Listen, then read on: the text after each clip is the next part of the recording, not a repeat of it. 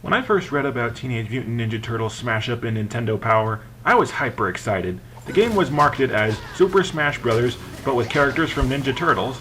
That's taking two things that I love and mixing them together. Unfortunately, the marketing scheme would have been more accurate if it had read Super Smash Bros., but with characters from Ninja Turtles and with 75% of the content removed. I hate this game. It's lazy, it's cheap, it's annoying, and it sucks!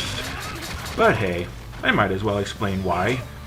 You start the game with 7 characters unlocked, the 4 Turtles, Splinter, Casey, and April. The arcade mode is the main story of the game and it's what you're going to play first, so let's start with that. Splinter decides to test the Turtles' skills by having a tournament, so you fight 4 of the other starting characters. The Turtles then learn that the Fugitoid, a professor friend, has been captured by the Shredder. Then you fight 2 foot soldiers, Karai, the Shredder's daughter, Ultraminator, don't ask, I don't know where this guy came from, and finally the Shredder himself. And that's it. That's the only story that you get in the game celebrating the 25th anniversary of Teenage Mutant Ninja Turtles. Spar against your friend has been kidnapped, go fight the Shredder. That's the best that they could come up with. After these 8 battles, you get to pick a reward from the trophy cabinet, and then you get to watch a special ending for the character that you selected. And not one of these endings has anything to do with the non-existent story. One of the selling points of the game is that the game's story cutscenes were drawn by comic book style by Teenage Mutant Ninja Turtles co-creator Peter Laird. In fact, they stuck this blurb on the back of the game's box. When one of the game's only selling points is its cutscenes, you know that you're in trouble. The game's controls are identical to Super Smash Bros. Brawl, but the game itself has a few changes. For starters, you fight with life bars, which removes the unique platforming element that makes Smash Bros. Unique. Falling off the stage is still an instant kill, but there are only a few stages where falling off the stage is even possible. Besides, all of the characters jump like they're in reduced gravity, so trying to throw someone off the screen is nigh impossible. If you pick up an item, you hold onto it until you press the X button to activate it. Your characters can jump off walls Ninja Gaiden style, and you can launch powerful homing attacks by launching off of walls. Certain attacks can be used to stun enemies, but I'll bitch about that later. Playing the arcade mode allows you to unlock the Shredder, Karai, Ultraminator, Foot Ninja, and Night Watcher as playable characters. But none of these unlockable characters can be used in the arcade mode, just the original 7. You'll play the arcade mode with all 7 characters to see the different ending cutscenes, but there aren't any rewards for beating the arcade mode again after that. There's no incentive to go back and replay the arcade mode unless you're bored and in dire need of something to do. And I am. Next is the game's mission mode, where you'll be tasked to do specific things whilst fighting. This game has 51 missions, and it'll keep you busy for, a few hours. If you complete 50 of the missions, you'll unlock the Fugitoid as a playable character and an extra level or 2.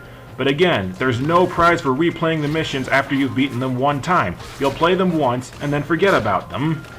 Next is the game's survival mode, where you'll fight enemy after enemy until you defeat 100 foes. Completing the survival mode will unlock an alternate costume for whatever character you're using, but apart from the Shredder turning into the freaking awesome Cyber Shredder from the Back to the Sewer series, all of the alternate costumes look like crap. I mean, look at that, what is that?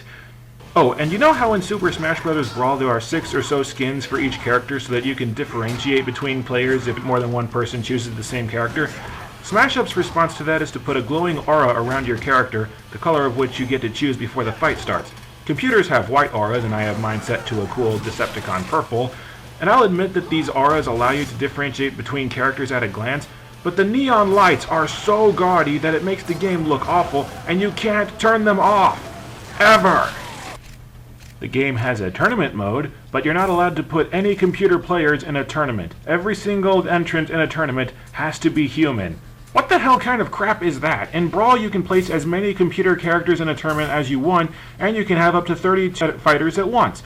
In Smash Up, you're only allowed to have up to 8 entrants per tournament, and each of them has to be a human. I can't even fathom convincing 8 people to play this game for long enough to arrange a tournament when everyone would rather just play Brawl.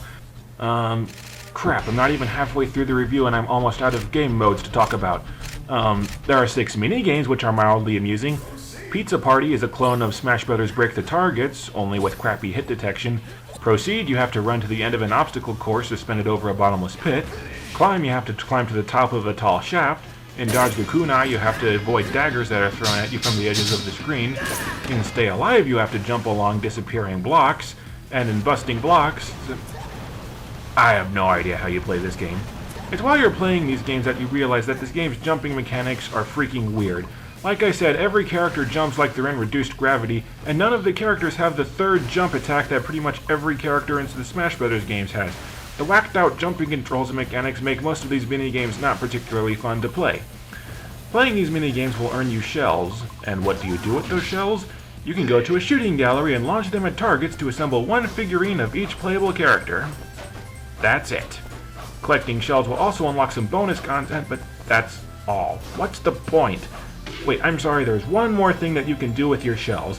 You can purchase parts to assemble trophies, and then you can give away the trophies you've assembled as prizes for online tournaments. This basically means that the only thing that you can do with your money is give it away. Wait, you want 800 shells for a trophy? Bite me! Besides the point that I seriously doubt anybody gives a crap about online trophies, almost nobody played this game online even when it was brand new. Speaking of bonus content, this game has a ton of bonus content that you'll unlock frequently. The problem is that the bonus content is stuff you don't care about. Concept art, comic book covers, a commercial for the classic TV show on DVD, I don't give a crap about any of this. And there's more damn bonus content than unlockable characters and stages combined. More on that later, but the only bonus material that's even remotely interesting is the concept art they had for a fourth live-action Ninja Turtles film. Yeah, they had planned a fourth live-action Ninja Turtles film subtitled The Second Mutation. The premise of the movie was that the Turtles and Splinter all had traces of the ooze left in their bodies, and that they further mutated as a result. The game doesn't mention the Shredder as being part of the movie, nor does it say why the film was cancelled, but I'm guessing that it had something to do with Ninja Turtles 3's, failure to impress. So let's recap. So far, this game has a painfully short story mode, 51 play them once then forget about them missions, 6 awful minigames, and a repetitive as hell survival mode. The only thing left to do now is play the multiplayer mode. If you play 150 matches, you unlock everything that's left in the game, which amounts to 2 more players and some more few stages. But hold on, those 2 characters give us a total of 15 characters. There are more characters than that, right? There is one more character to unlock after beating the missions, arcade mode, and multiple versus matches. The last character that you unlock in the game, you have to unlock by entering a cheat code. A cheat code that is not given to you in-game, and that you have to look up on the internet. There's also an extra playable level that is physically impossible to unlock without entering a different cheat code that you have to look up on the internet. I am dead serious. Not only are there only 16 characters in this game, but one of them is physically impossible to unlock without going online to look up a cheat code. I have never seen a game in my life that is that lazy. Okay, Star Wars Rogue Squadron did something similar where you couldn't unlock the Naboo starfighter without entering a code, but they had an excuse. They wanted the ship to be an Easter egg that they revealed after the game's release. There's no excuse for this crap in Smash Up. You can't unlock the underground level or the Ninja Rabbit character without using 2 separate cheat codes that are not given to you in-game. What kind of crap design is that? And yes, you heard me correctly. I said Ninja Rabbid. You want to know what the last 3 unlockable characters are in the game? Raving Rabbid, Ninja Rabbid, and Splinter Rabbid. For those of you who are not aware, the Raving Rabbids are mentally retarded bunny rabbits who are characters from recent Rayman video games. Oh, and the Splinter Rabbid isn't dressed up as Splinter from Teenage Mutant Ninja Turtles, he's dressed up as Sam Fisher from the Splinter Cell games. Gee, the Rayman and Splinter Cell games are both made by Ubisoft. I wonder how these characters found their way into the roster. This game was created to mark and celebrate the 25th anniversary of the Teenage Mutant Ninja Turtles. So what the hell are 3 Rabbids from a Rayman game doing in a Ninja Turtles game? This isn't like Kamen Rider Dragon Knight where you've only got 15 characters to use before you have to scrape the bottom of the barrel. Ninja Turtles has been around for 25 years now. They've got a grand total of more than a dozen seasons of television, 4 feature-length movies, 5 if you let me count Turtles Forever, hundreds of comic books, and more video games than I care to count, and Ubisoft had to resort to filling space on the roster with 3 characters from their own franchises who have nothing whatsoever to do with Teenage Mutant Ninja Turtles. Seriously, let's see how many Ninja Turtles characters that I can list off the top of my head that Ubisoft ignored. Krang, Rocksteady, Bebop, Baxter Stockman, the Rat King, Leatherhead, Toka, Razor, Han, Khan, the Foot Elite, the Foot Mystics, Turtlebot, Cody Jones, Turtle X, Serling, the Dark Turtles, Agent Bishop, the Stone Generals, Max Winters, Miyamoto Husagi, Hamato Yoshi, Oroku Saki, the Ultimate Ninja, Drago, Slasher, Traximus, the Ninja Tribunal, the Tengu Demon Shredder, the Ancient One, Quarry, Stonebiter, Razor Fist. How many characters is that? 48! That's 48 characters that they had to pick from. With a pool of characters that big, there is no excuse for filling space on the roster with 3 joke characters, and there's no excuse to have only 16 characters in total. All of the characters that I just listed are significant characters from various Ninja Turtle stories. There was no reason not to include any of them, especially not if they included a character as minor as the Night Watcher, and especially not in a game that's announced as a celebration of the Turtles' 25th anniversary. The developers of this game publicly said that their visual design for this game was based off the 2007 computer-generated movie, so maybe that explains why 10 of the 13 Ninja Turtles characters were just pulled straight out of the movie. And it's not just the small roster of this game that makes it bad, all of the game's characters feel generic. If you list off every character from Super Smash Bros. Brawl, I could tell you a defining characteristic or a special set of moves that makes each character unique. I can't do that for any of the characters from Smash Up. None of the characters have particularly special attacks, none of the characters feel distinctive or unique, all of them control exactly the same, they all just feel bland. You can really tell that this game was rushed to meet a deadline. If the game's pitiful amount of content and inexcusably small roster weren't enough evidence, the game's programming is a bit inconsistent, I suppose is the nice way to say it. Sometimes your character will just refuse to block for no particular reason. Sometimes the game will let you block the overpowered wall attack, and sometimes it won't. Sometimes the game will just ignore a button press, like the game isn't 100% responsive. Sometimes your attacks will do different things. For example, if you're playing as the Night Watcher and you press over and B, he will usually swing both of his flails at once for a really strong long-range attack.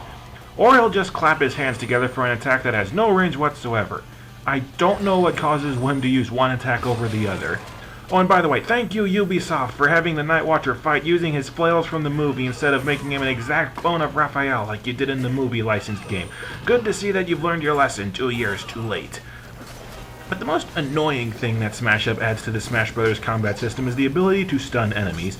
Each character has certain attacks which stun enemies, rendering them helpless so the player has to violently shake their controller or joystick to snap out of it. 1, this is really annoying as getting stunned happens with no warning. 2, when the computer uses a stun attack, it works every time, but most of the time when I use a stunning attack, nothing happens. Is there something I'm missing? Am I supposed to make a sacrifice to Gamera before I'm allowed to use stunning attacks? Or is it just a game flaw? I'm going to call it a game flaw, it makes me feel less stupid. To prevent players from stun-locking each other and being cheating bastards, if a player sustains a ton of damage in a short time, the player will flash yellow and you can press up to instantly jump away to safety. In theory, this never works, it doesn't work, and it doesn't stop players from being able to abuse stunning attacks either. Even the menus of this game blow chunks, and that isn't something that should even be possible. Say that I'm playing the multiplayer mode alone against AI opponents. Say that I'm using a GameCube controller, but since the Wii controller is required to start up the game, the Wii remote is still connected and registering as a second player. In Brawl, all I have to do is take my Player 1 cursor and press a button to drop Player 2 or turn it into a computer. In Smash Up, Player 1 is not allowed to touch any of Player 2's shit if there's a second controller hooked up. I have to take the second controller, select a character for Player 2, then use the second controller to add a computer or drop Player 2 altogether, then select a fighter for the computer to use with the Player 2 controller. Alternatively, I have to pull the batteries out of my Wii remote to disconnect it and unplug all of the other controllers from the console. Why do I have to do that? How hard is it to screw up a character selection screen? If you watched the original Ninja Turtles series and not the 2003 one, you're not going to find any homages to the classic show. The Ultraminator vaguely resembles Krang and the Technodrome rolls around in the background of the underground level, the level that you can't unlock without cheating, mind you, but that's it. That's pretty disappointing considering that the classic show is what propelled Ninja Turtles to being such a staple of pop culture. I guess that I shouldn't be surprised though, it was taxing enough just to get the game done. It would have been a Herculean task to, add stuff that would make fans happy. But, in the name of fairness, Let's take a look at the game's online multiplayer mode. After all, it seems a lot of people these days will excuse any shit game as long as it has a decent online multiplayer. A while back I played this game online for about an hour. I fought one person. In fact, I fought that one person 5 times in a row because the game could not find anybody else on the planet for me to fight. And keep in mind, the game is programmed to search for opponents until there are 4 fighters in one match, and it doesn't start up with fewer than 4 players unless it's been searching for too long and it's given up. Smash Up also has the exact same online lag that plagues Brawl, meaning that there's about a full 1 second delay between pressing a button and having something actually happen while you're playing online. Each online fight lasts 180 seconds or until one player scores 3 knockouts. But if a player commits suicide, nobody gets credit for the knockout, and you just know that every asshole in the world is going to abuse this mechanic and deny points to their opponents and respawn with full health. Or at least they would if they actually played this game.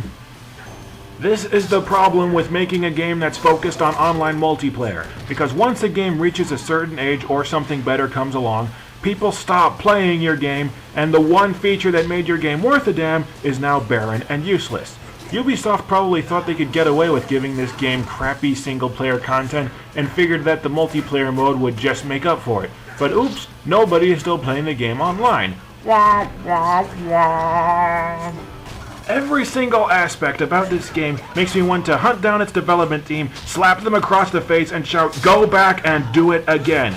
The game is criminally short, and it's going to hell for lying. This game is nothing like Super Smash Bros., and you know why? Super Smash Bros. Is actually fun. There is nothing to recommend about this game. It has no lasting appeal. The game has insultingly little content. This is a cheap corporate cash-in, that's all there is to it. Teenage Mutant Ninja Turtles Smash Up sucks, and, well, the Shredder says it best. You are a waste of my time.